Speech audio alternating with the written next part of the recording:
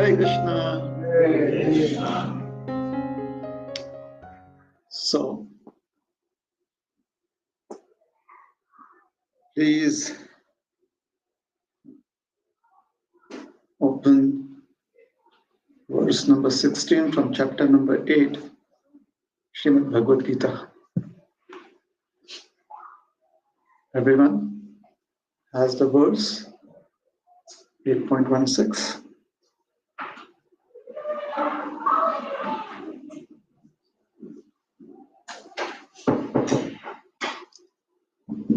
What is Bhagavatam? Right. Oh, is it Bhagavatam? Yeah. Then why is it 8.16? There is 8 canto, 16th chapter. 16th chapter. I said Bhagavatam. Sorry. I just looked at 8.16. All right, so Srimad Bhagavatam, I have no idea what the 16th chapter is about. You want to do the Bhagavatam? No, I'll do Bhagavad Gita both times. Okay. Okay. Bhagavad Gita 8.16. 8.16. It's an interesting verse. Sorry, my mistake.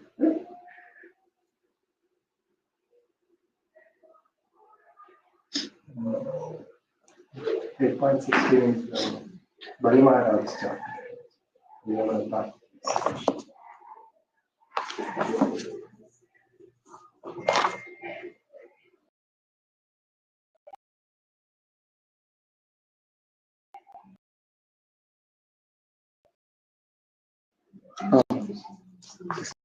This 15th chapter, 16th is the next one.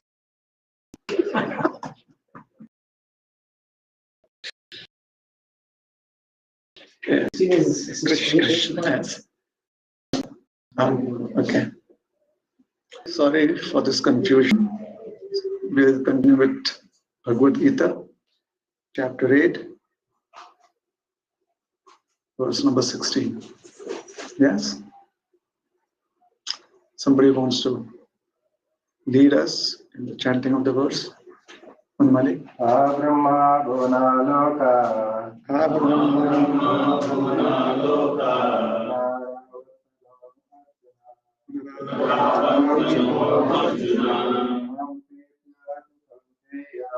Namupetya Kaunteya Punarjanma Vidyate Brahma Bhuna Loka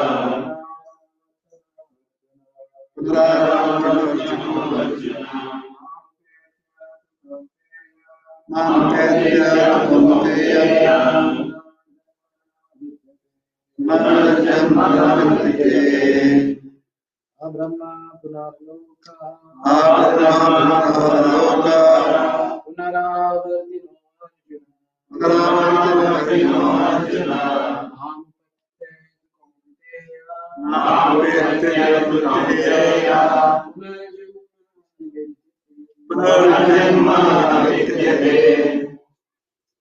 Translation? Srinivasan. From the highest planet in the material world down to the lowest, all are places of misery, wherein repeated birth and death take place. But one who attains to my abode, O son of Kunti, never takes birth again. Hare Krishna. So the 8th chapter is Attaining the Supreme? Yeah. So chapter 8 entitled Attaining the Supreme. So Krishna is explaining to Arjuna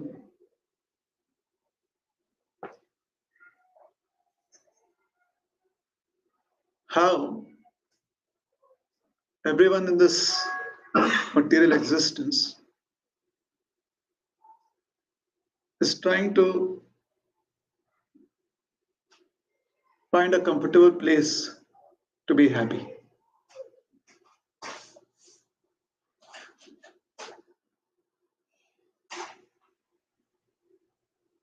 And the scriptures state that this is perfectly all right. the desire or the need of every individual to be safe, to be comfortable, and to be happy is innate. It is but natural.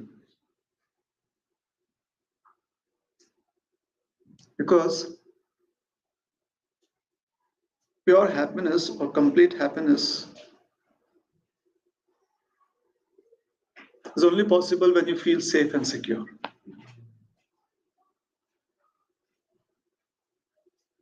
So where do you find security? The two ways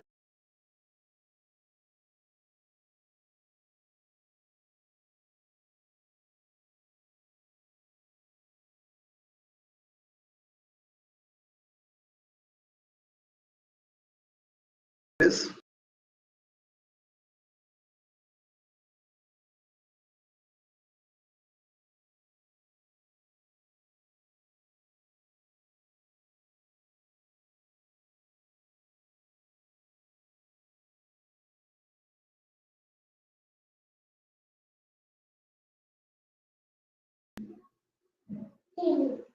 either introspection, contemplation, meditation,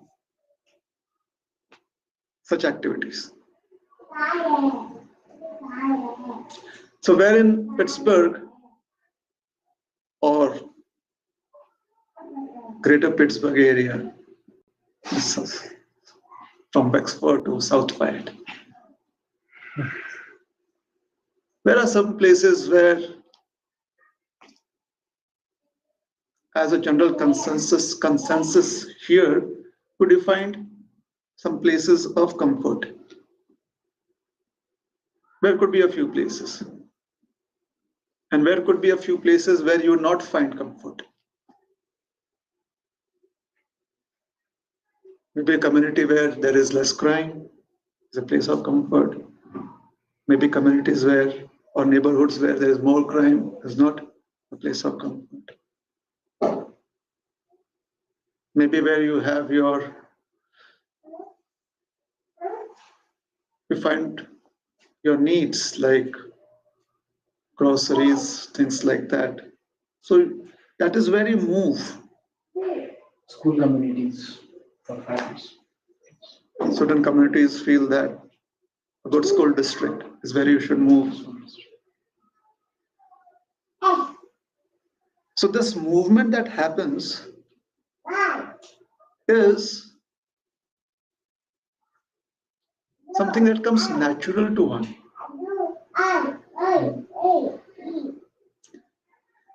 The more you have the ability to understand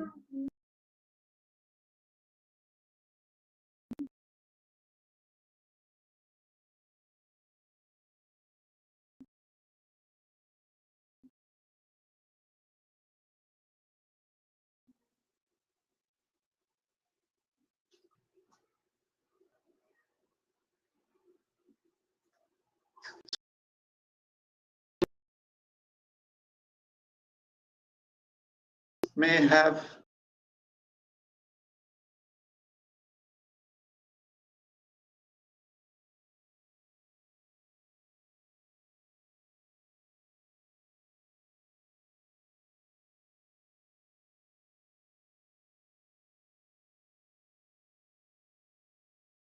do that. We may go back to a rural space occasionally, but on a consistent basis, for on a long-term basis, maybe not. Why? Because we have moved from one loka to another loka.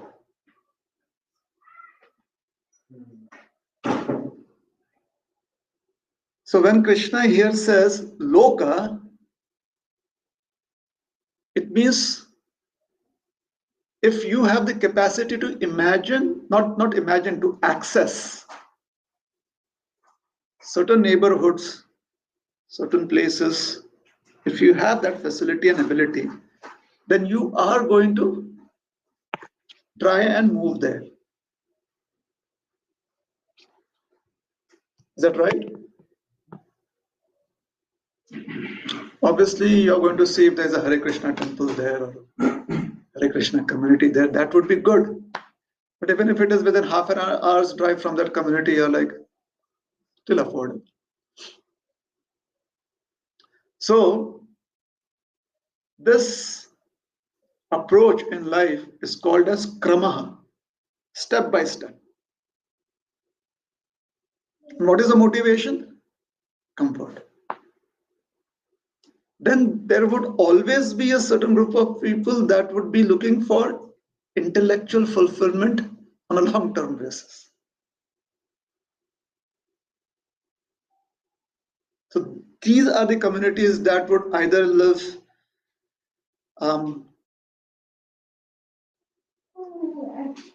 the group with a certain ideology and practice that ideology in their day-to-day life. For example, a very, very loose example would be like the Amish people. They have an ideology. It's intellectual.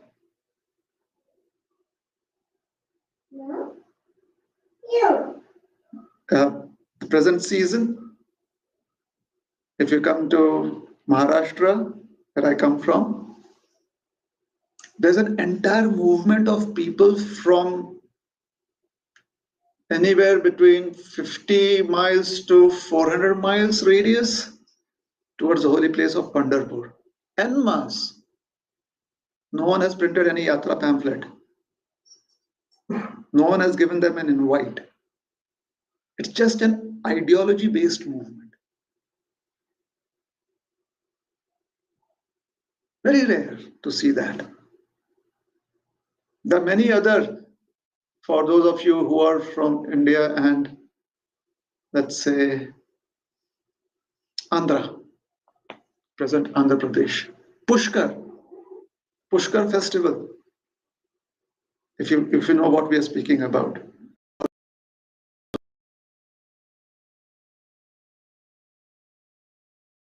Those who are the Kumbh Mela, those who are from Maharashtra.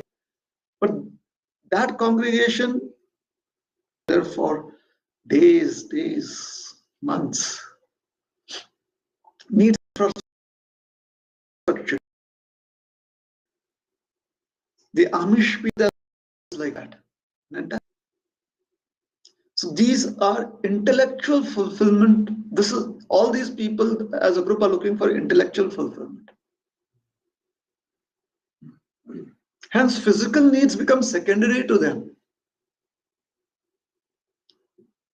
All right.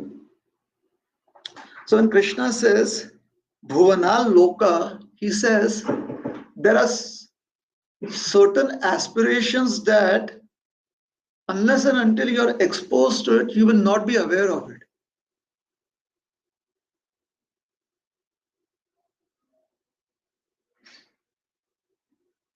But today we have so much going on in this flat screen in front of us.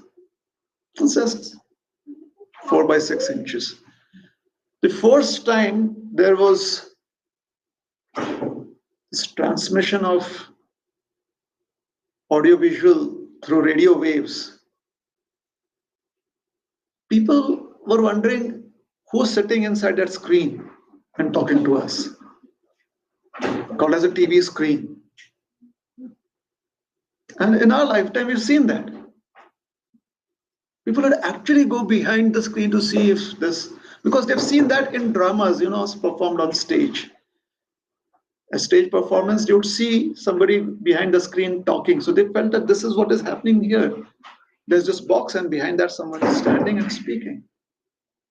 But today, it's like we have so much access. But does everyone on the planet have access? Hence, if you go to a remote part of some territory on this planet, people would think that you have come from another planet when you show them this. So, A Brahma Bhuvana Loka, Bhuvana Loka. The word Bhuvana has been described in the Shruti. as a place where there is birth and beyond. It's called as Bhuvan. The word Bhava means to take birth. So Bhuvana is a place where it begins with birth and then onwards. So Bhuvana Loka. There are various planetary systems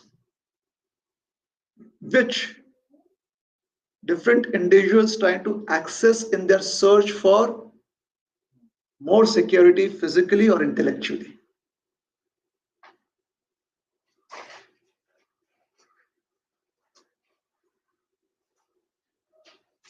But because we are seeking this security on the physical platform and intellectual platform, there are two problems.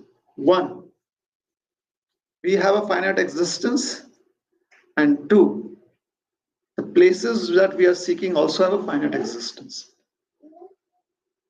When I say finite existence, it means there will be a time when it comes to an end. Our existence comes to an end, and the places that we are seeking, the places that seemingly offer security, that also has an end. So when Krishna says Brahma, right from Brahma Loka, what he's saying is, imagine somebody who has access to the most resourceful place, or the place of most resources in terms of physical and intellectual comfort. That is Brahma. And the idea that Krishna is trying to put forth is that if, as a community, as a group of people, you think that someone has better than you, and therefore that person becomes your ideal, or yeah, an ideal to follow, or is your idol. Have we taken into consideration that that person's existence is also finite, and therefore what we are aspiring for is also finite?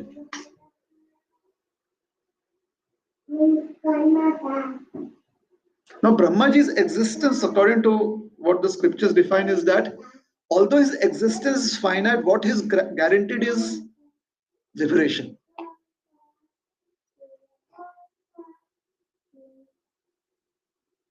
It's like you get a credit card with daily limit of 5,000, but then the company tells you, sir, because that is what we have to put it down, but for you it is unlimited. But we cannot write it there. No? So what we have written down after 5,000, maybe what you have to do is that when something comes on the screen, just click on it, and automatically it will give you more access. The system is like that. This is how our system is arranged. So similarly for Brahmaji, because the system of this universe is that life has to come to an end, his life also comes to an end. Otherwise, he is the best. He's got the pole position for somebody who's wanting liberation.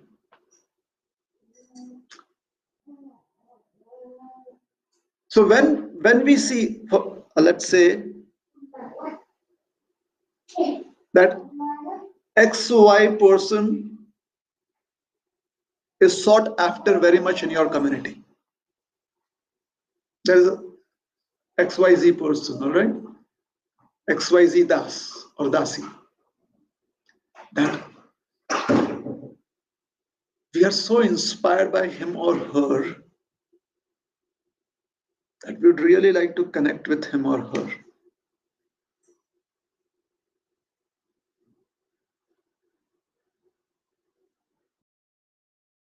When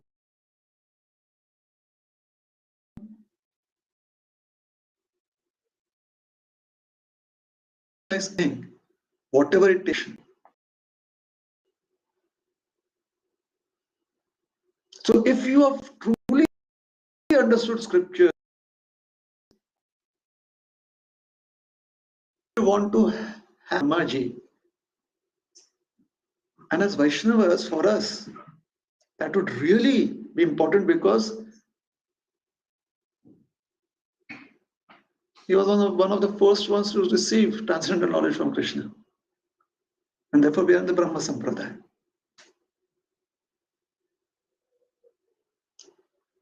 Try to just understand this.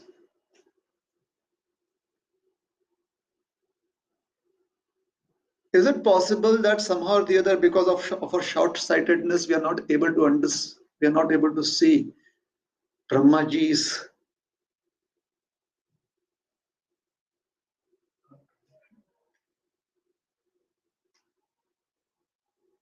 leverage vis-a-vis Krishna? The leverage that Brahmaji has vis-a-vis Krishna, are we not able to see that? Because Krishna felt that Brahma should be given this transcendental knowledge and inaugurate the Brahma Sampradaya. It's like in our movement, somebody comes to us like XYZ Guru Maharaj and says, you should do this service. Now for at least 2-3 generations, the followers are going to remember that, oh, directly that person was told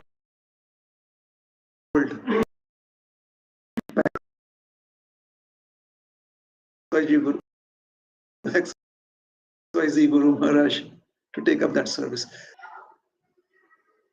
Sometimes there is the short-sightedness to understand personalities.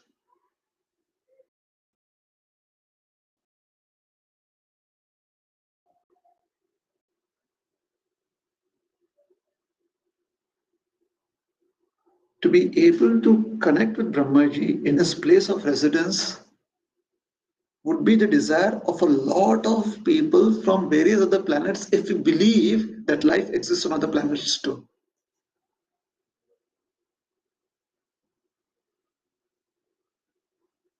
Just as in Krishna consciousness, we would want to connect with someone that we believe has a pure connection with Krishna.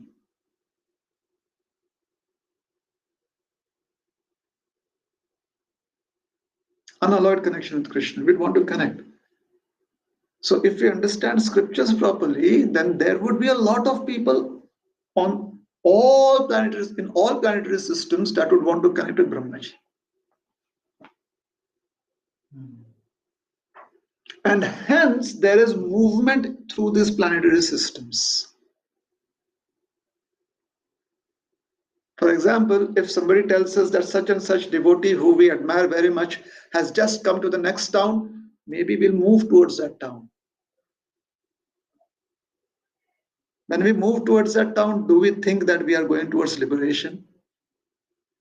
Do we think that we are going to meet a very, very vibrant atmosphere of Krishna consciousness? Or are we just motivated to move towards in the hope that we have a much more comfortable position in a practice of Krishna consciousness? That is what motivates us to do that. So there is this movement through various planetary systems that is called as transmigration through various planetary systems.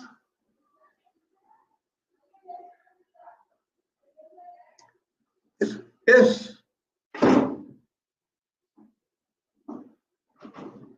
how many of us have experienced this or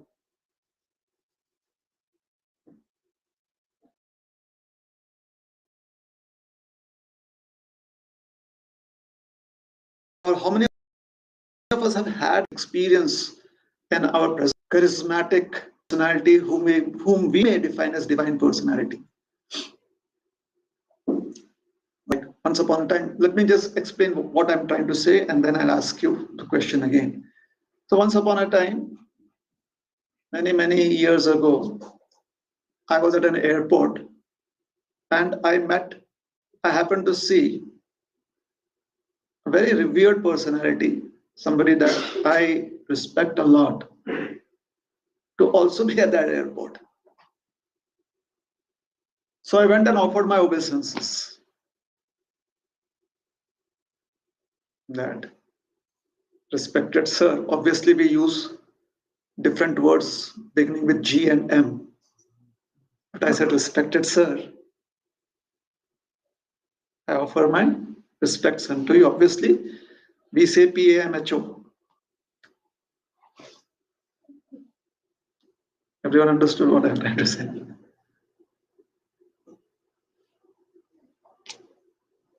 So, respected sir, please accept my respects. And then I looked around, and the airport had at least 200 to 500 other passengers. None of them were aware of this divine personality except me. So obviously, I felt that I have the special opportunity. I would feel special when I come to a community and tell them that how special, what a special moment it was. Right there, I felt it was a special moment. So in my eyes, there was divinity.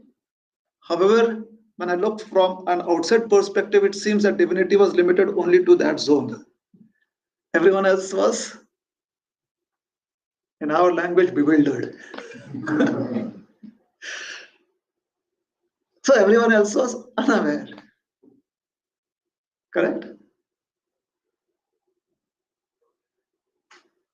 So in those days, I still remember that I felt I had an out of body experience because just one on one, can you imagine that? It's like, one on one. I felt as if I had taken my bath in the Ganga. I had gone to all the holy places, Mayapur, Vrindavan,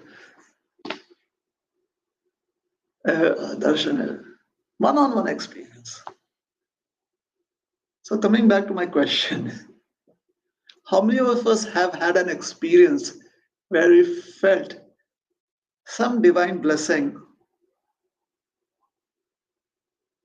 which could have been just our limited perception because everyone else is unaware? But we felt that. How many of us have had an experience like that? How many of us have never had an experience like that? Never had that experience that we came in touch with someone who's very much revered and you're like, that was a moment to remember. A revered personality. So if you haven't had that experience, we can later on have a chat in private where I can explain that how fortunate I am and maybe your fortune is still there out for you.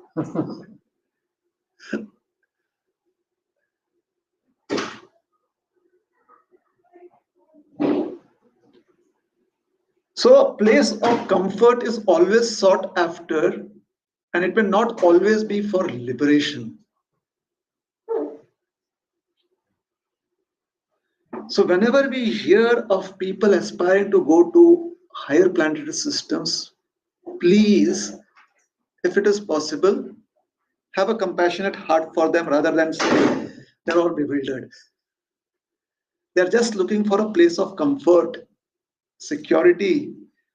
However, they are learned enough to know that it will be in the higher planets, nowhere else. So Krishna is explaining that hundreds upon thousands of living entities in that search may go up to the planet of Brahmaji, which is the topmost planet of this Bhuvana. Which basically means they have somehow or the other cracked the code to access the best of all resources. Because in Brahmaji's company, you will have better facilities to chant Hare Krishna than you are on this.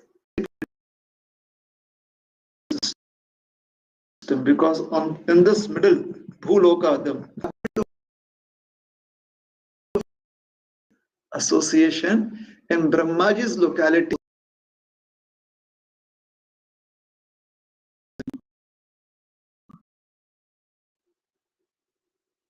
of spirit consciousness. That is Brahmaloka. And Krishna says this Brahmaloka can be accessed by two groups of people. One,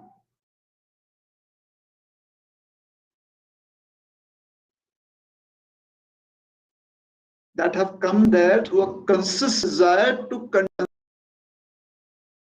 having the desire for being labor service of the. And these people are going to receive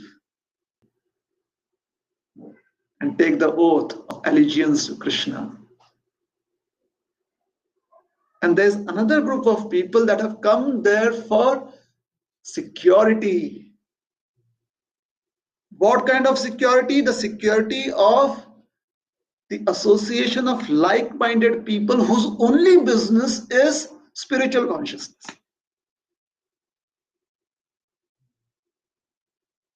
However, just because their business is spiritual consciousness, it does not guarantee them the understanding of unalloyed consciousness. Just because you have read the entire syllabus nicely does not guarantee that you will get the answers to all the questions that come in the question paper. Does it guarantee? So similarly, in Brahmaloka, this is the challenge. Brahmaloka planet is practically devoid of sense gratification. Practically devoid. So in Brahmaloka, you cannot cheat anyone like if you chant an extra round of Krishna, Hare Krishna Mahamantra, if you chant on Ekadashi 25 rounds, then you'll get extra mercy of Krishna. Or you'll get an extra plate of Mahaprasad. No one buys that in Brahmaloka. Because the consciousness of Lord Brahma and the consciousness of the associates, the people who have higher consciousness get access to Brahmaloka.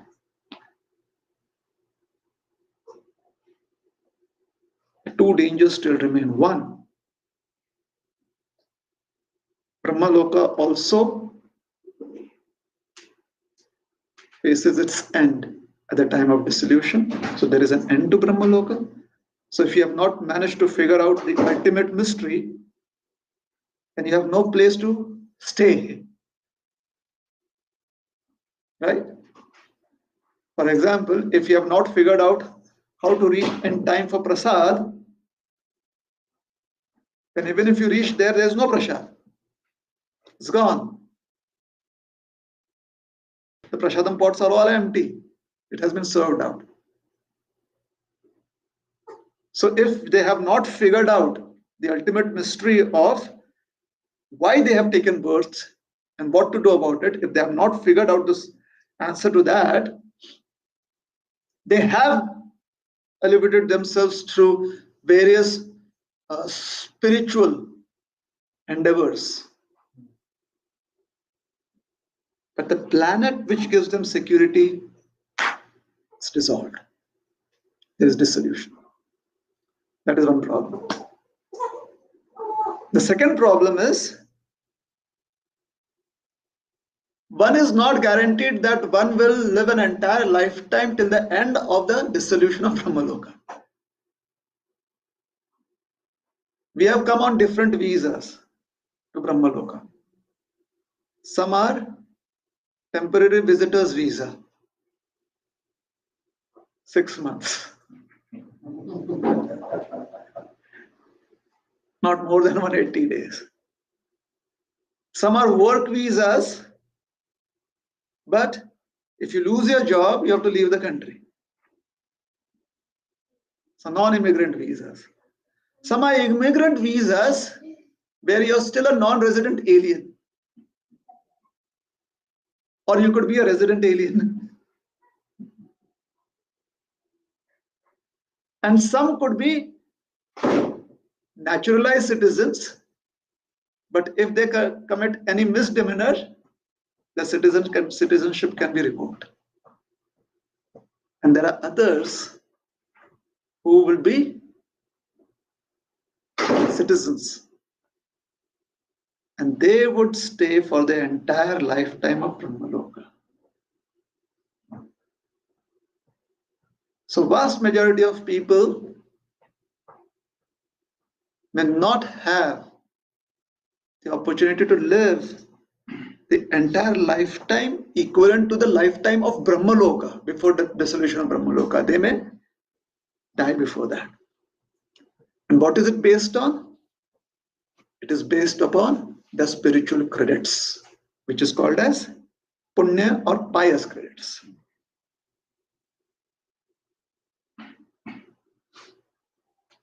See, punya and pap both have to do with spirituality. Did you ever know that? Or did you think it was independent of spirituality? So activities which align with spirituality, but you do not understand what is the goal of spirituality, is punya or pious activities. And activities that do not align with spirituality, and at the same time you do not know what is the goal of spirituality, is called as papa or impious activities, impiety.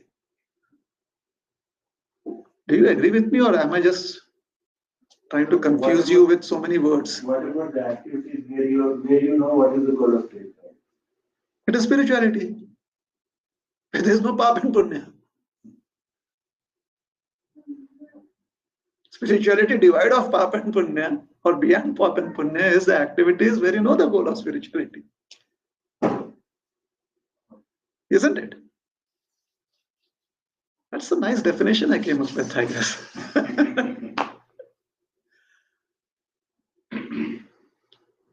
But Therefore, Krishna, my understanding until now was that every action should fall in the cabinet of karma, right? Every action must. What does that mean? Because now you're using the word karma as an English word. Do you want to use it as a Sanskrit word? So karma itself is action. Right. So you said every action involves karma. So it will have, every action has a what I mean, it will have a repercussion, right? It is either good or bad. So that is karma phal. It is not karma. That is why I said you're using the word karma in the English sense.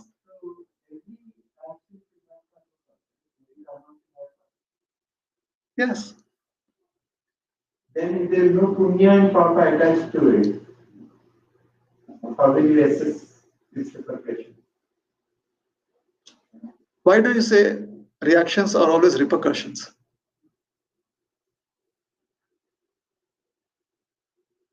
Karma phala, repercussion. That's how I used it. But why would you use it just like that? Can't just reactions be reactions? Is that which comes from actions? Karma phala comes from karma. Why does karma phala always has to be disaster? No. So what is repercussion?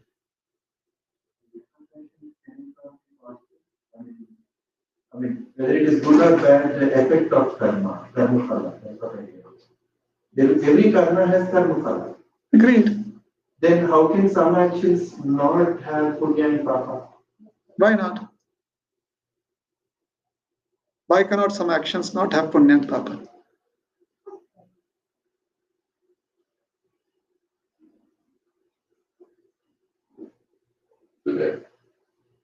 What is the logic behind it?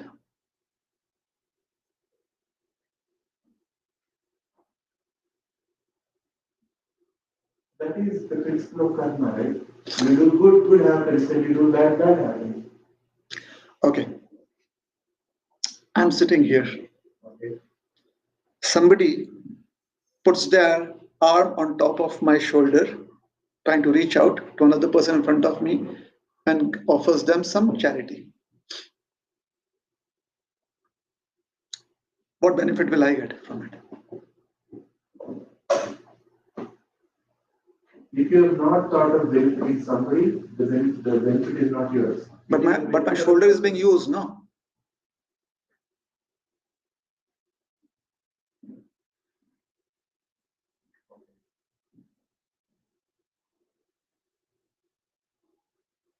So what would happen? They do that. At the most, according to the law of physics, I may feel some pressure here. If my shoulder has some issue, I may get a fracture maybe. But is it because of me doing an action? But there is some result. So why cannot some result be beyond punya and papa?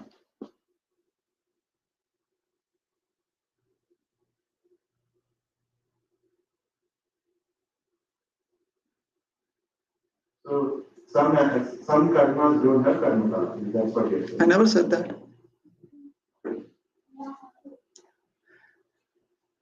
Are you suggesting that karma phala is only for punya and papa?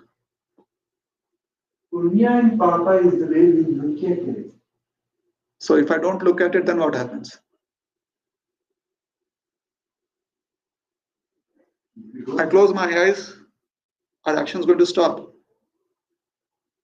Actions also won't, karma also won't stop, karma phala also won't stop. You just said that punya and papa is how you look at it. Yes. Or how you understand it. Yeah, I don't understand the language of punya and papa, so it won't. There won't be reaction. If punya and papa are happening in, let's say, Korean language, I don't understand Korean language. So punya and papa is not happening. It is a measuring rod that we put on top of it.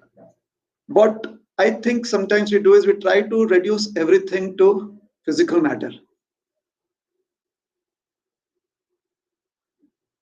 Like force is mass into acceleration. Physical matter, right? But then comes the idea of, could light travel as a wave or as a particle? Now that is not physical matter, or the way we understand physical matter. So then we go into the realm of theory.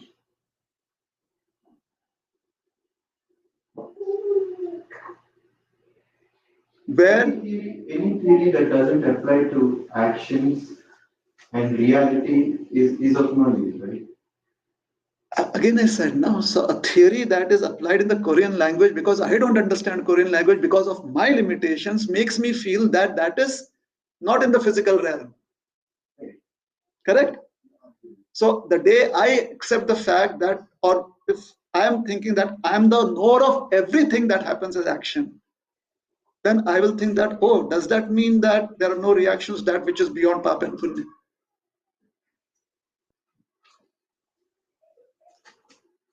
All right? So logically, there has to be something that I need to understand more than my understanding of what is papa and punya right now. Correct? Hence, the statement comes in the scriptures, in the Upanishads, that transcend. Transcend means your capacity to understand more than what you have right now is always there. Or Chaitanya Mahaprabhu said that Buddhivardhanam.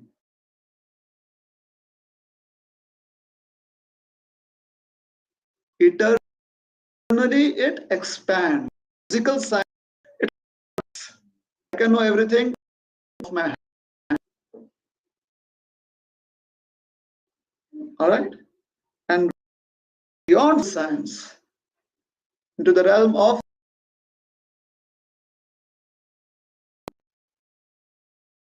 and looking at then we become.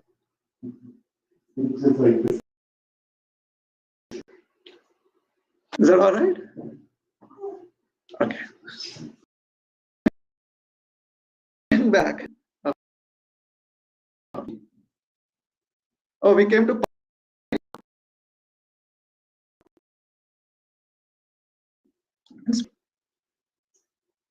So Brahmaji's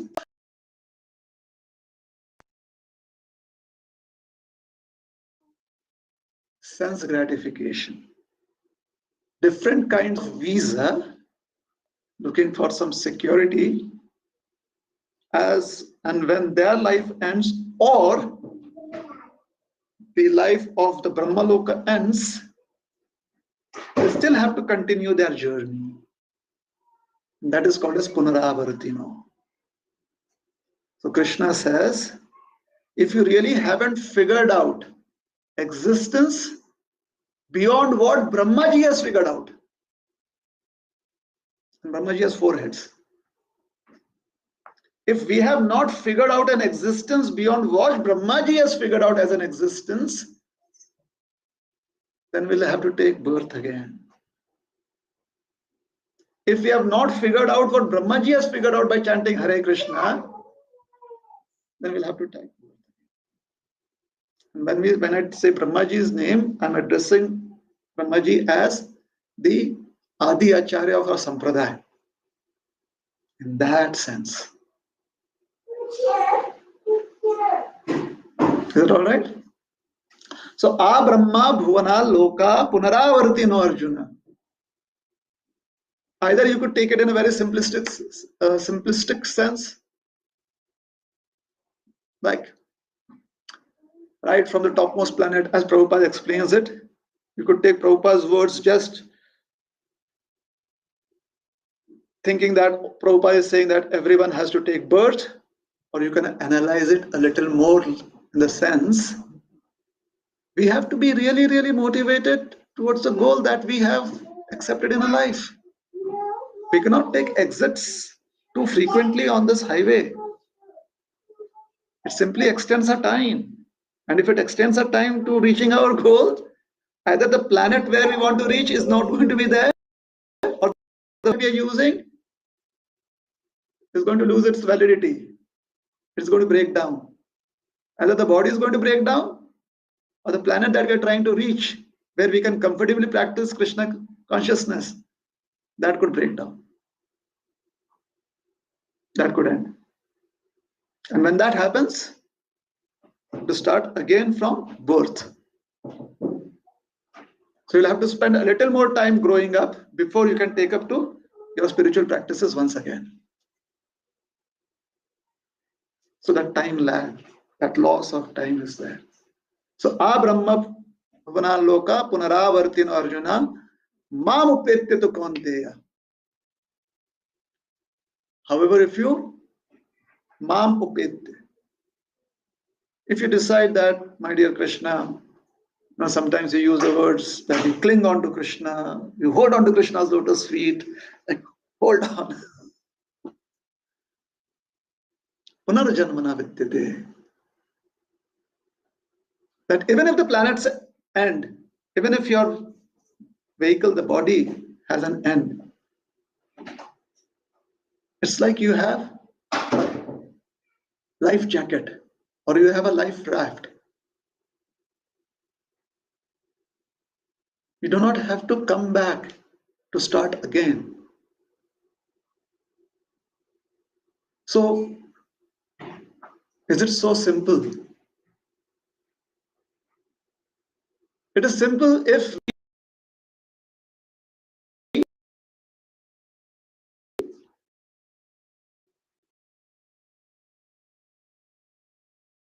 we are distracted.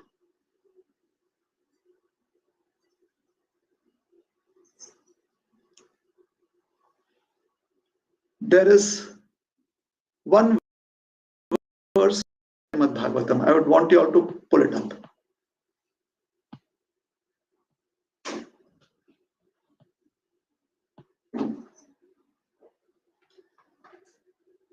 2.1.13. Second canto, first chapter, 13th verse.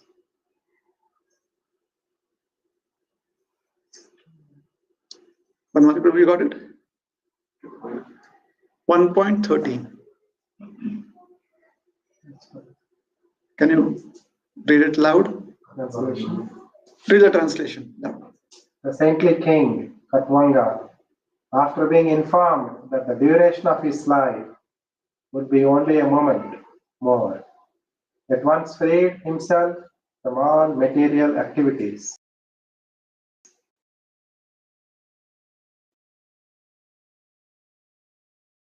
And took shelter of the supreme safety of Godhead. Raj explains about the historical figure Maharaj Khatwanga, who was being thanked by the Devatas.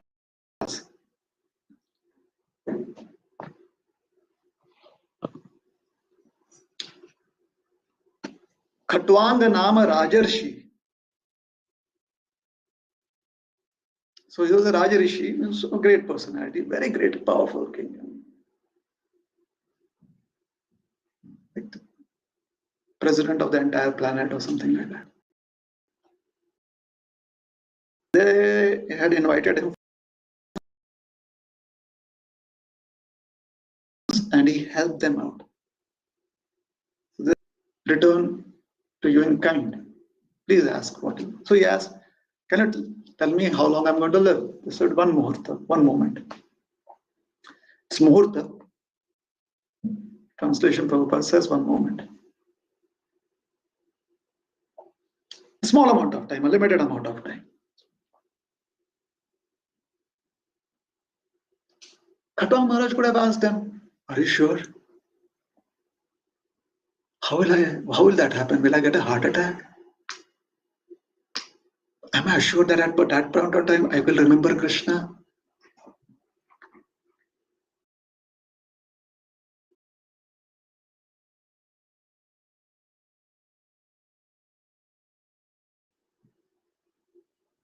But most probably he was that seriously. And most probably after that one muhurta, he died. He gave up his body. Told this, he had to put his trust in the demigods. But are you sure only one muhurta or maybe two? Maybe four? If you give me 4 muhurtas time, I can go to Mayapur and chant Hare Krishna. I don't even have my bead bag here.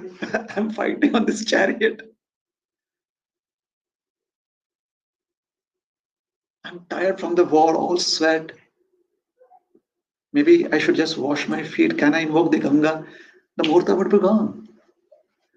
He actually believed them when they said that it is one muhurta, and demigods sometimes, there are enough evidences that to believe that is question. Now, what would have happened? It would have been more than a muhurta. We don't know. What we know is that he took this seriously and said, okay, one muhurta, let me take shelter of, let me invoke article what that says provision of safety to all citizens. That article, let me invoke article that. Because translation is, it turned to, what is the thing about safety?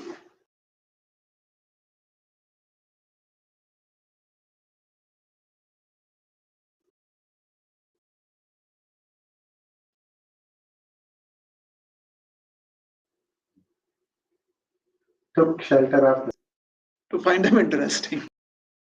Supreme safety. And I said, all right. Here goes my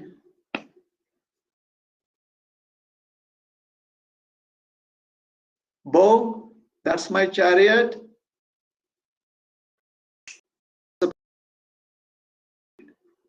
my existence, my family disappeared from my mind. It all disappeared. And all he remembered was Krishna, the Supreme Savior.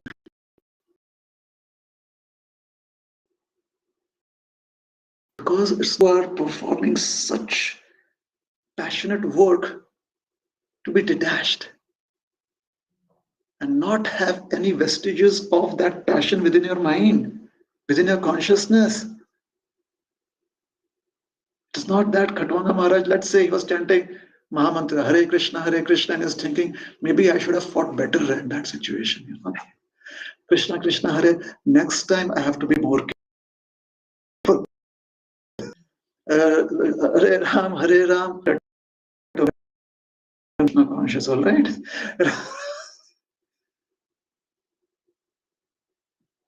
He did not plan it that, you know, in the morning I'll wake up, I'll go to the temple, and there I will remember Krishna with all attention. No.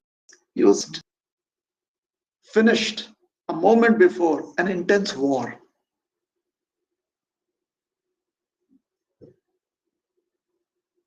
And he trusted the demigods when they said one muhurta.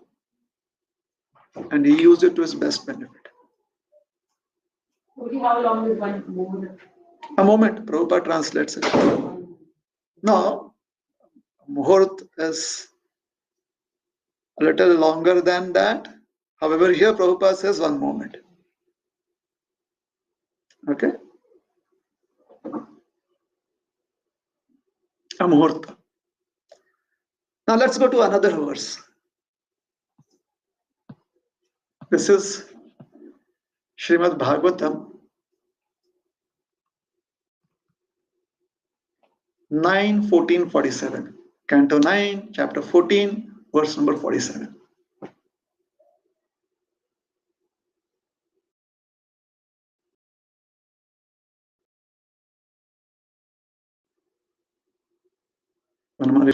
Did you find it? Here's a quick Translation.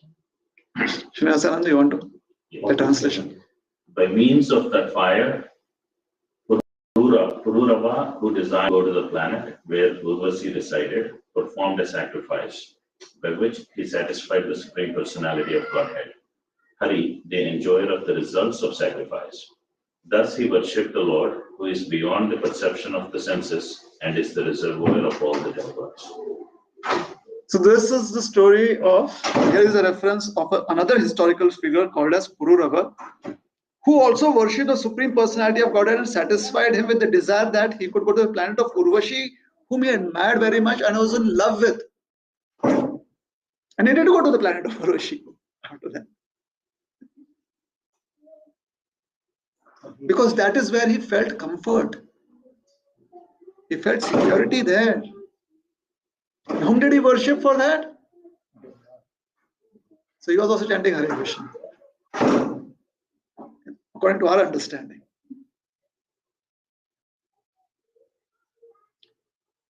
So when we are chanting Hare Krishna, it is quite possible that actually on the subtle platform, we are making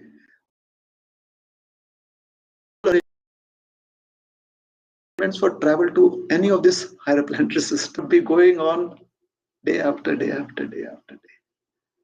But Mamo Petyatu Konte Punarjanana Vidyate.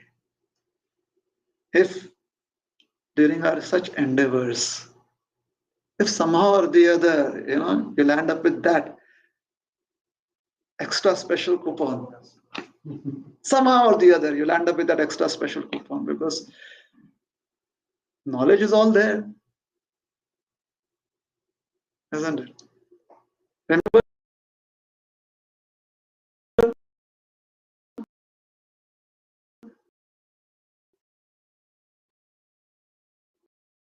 how every time we chant Hare Krishna and we realize that our mind is not focused.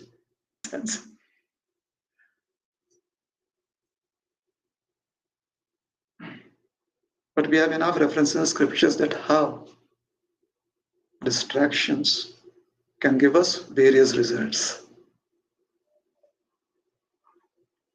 So when Krishna says, Mam Upityatu Konte, what he's saying that, my dear sir, You are my eternal part and parcel.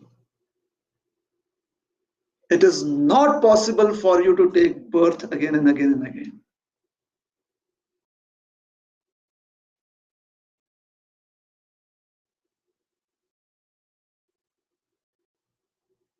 Because you are my eternal part. So then the question is asked, so what is all of this? Krishna says,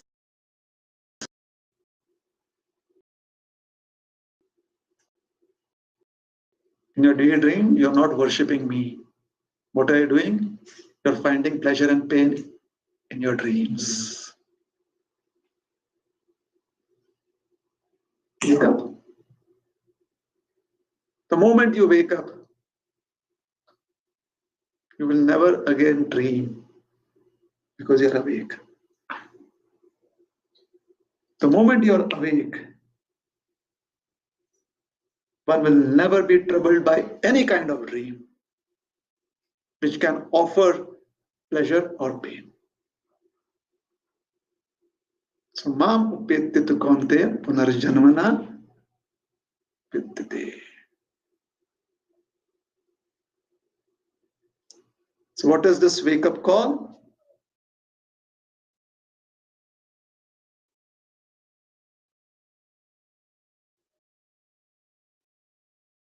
Srila Prabhupada's words, it is, oh, the Supreme Personality of, oh, the Supreme Energy of the Lord Mother Hara, kindly engage me in.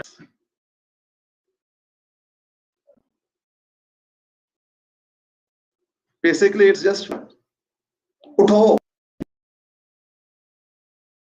intimidating. Therefore, Prabhupada given us a poetic presentation of utho, arise, awaken. Understand that? Wake up. Because being part and parcel of Krishna, it is not possible for us to do anything else. It is completely impossible for us to do anything else but serve Krishna. Unfortunately, when you are dreaming and you are not awake, you are not going to see it. It's not going to happen. And what's going to happen is that you find in dream, that you find. So Khatwanga Maharaj also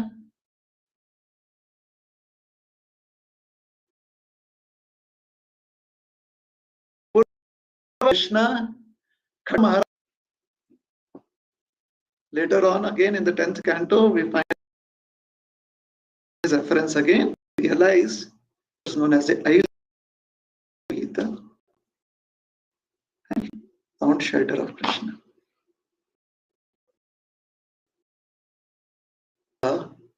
Is not a verse that simply systems that we do not have practical reality. It also speaks about the journey that we have every moment. And moment to moment, Krishna is encouraging us. Krishna always, there's many places in the Gita, Krishna presents two different scenarios that are juxtaposed against each other to bring forth a point. Like here, you go up to Brahma Loka, and Brahma Loka is a planet where practically there is no sense gratification because everyone there has achieved their citizenship or they have achieved their residence there because of the spiritual practices.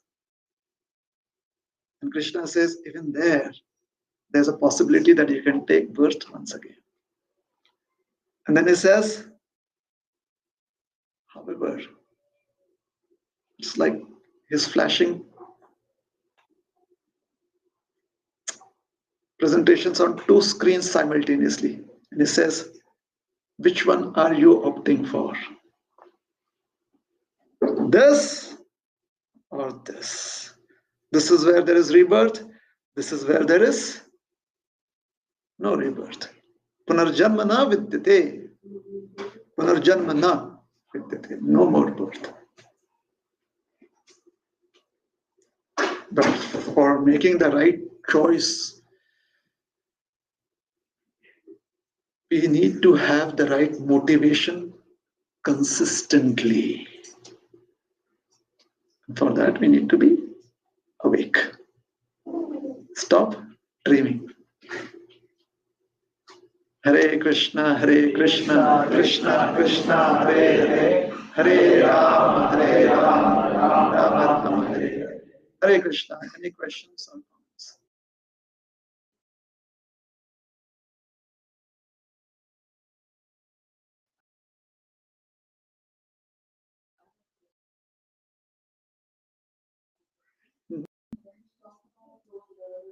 Planet, when they know it's not permanent there, after a period of time, they have to go back. So when we talk about there are such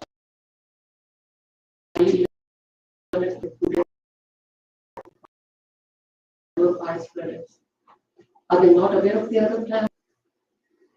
It's just that where they feel they're going to be secure, where they feel they're going to be comfortable. For example,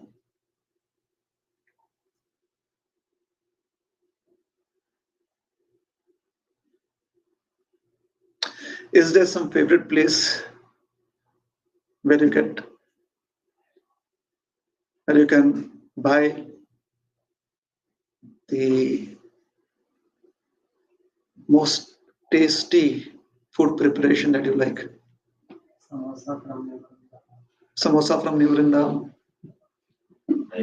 So Vanamali Prabhu has taken over. He has voted on behalf of you. So you don't get to vote now. Yes, Samosa? agree. Samosa from New Vrindavan. Correct? Now, for you to have samosa from New Vrindavan, would you have to travel from here to New Vrindavan? Make an effort. Now, would you go to New Vrindavan to seek shelter of who's there? Or at the same time also have samosa? So don't you know that you have to take shelter of Radha Vrindavan? Where do you find comfort in?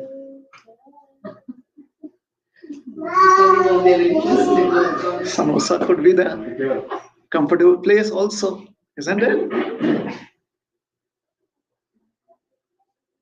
So you are also learned. You know, I have knowledge.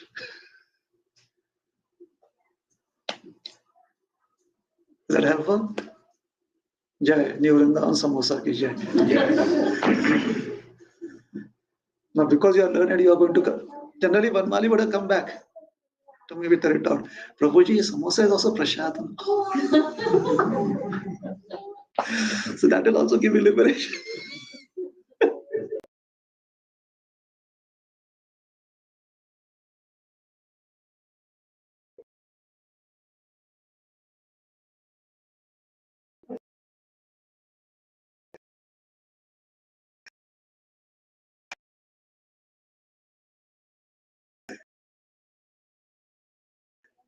Correct. Your question, isn't it?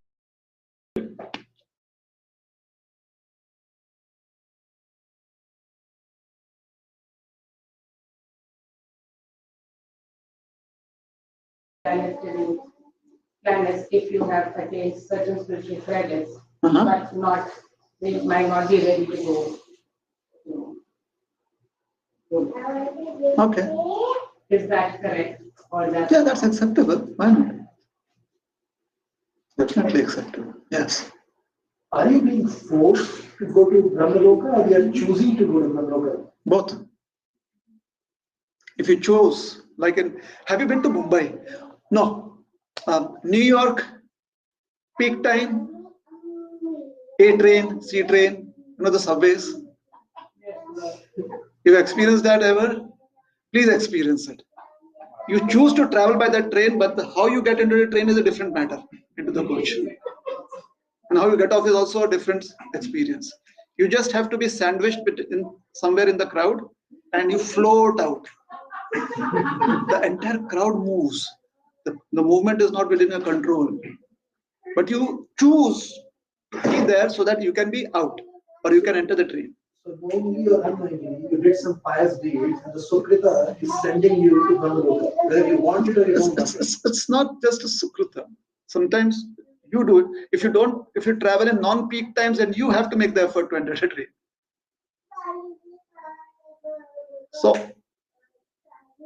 if you have the credits and you do not make a movement, there is a possibility that you could be forced to go there.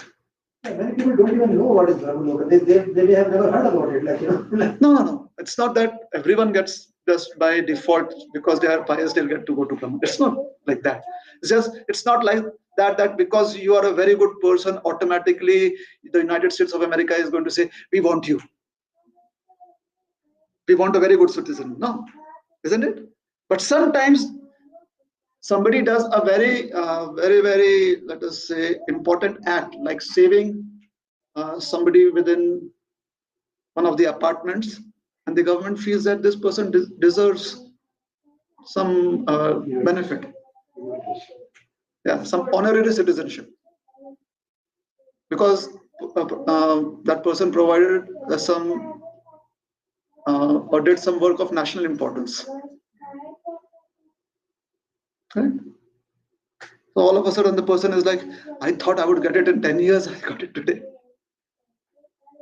And somebody else is like, if they had been born in the United States would have been happy that they were citizens of the United States. They would have kind of said that this is the model citizen of the United States of America. But even if they have model character, but if they are from another country, the United States may not offer the citizenship to them. Or if they are not aware, they may not apply for citizenship to the United States also. So there are many factors. Here we are discussing about how even up to Brahmaloka, the idea that you have traveled to the topmost planet here and there's nothing more to travel to. There is always a possibility that you can come back, you can take rebirth. However, if you go to Krishna, which is also topmost in one sense, and when you reach there, there's no possibility that you will ever come back. So that is how he's presenting it here, like that. Okay? You're welcome. So we'll stop here. Thank you very much. Hare Krishna. Srila Prabhupada ki jai. Granth Raj Srimad Bhagavad Gita ki jai.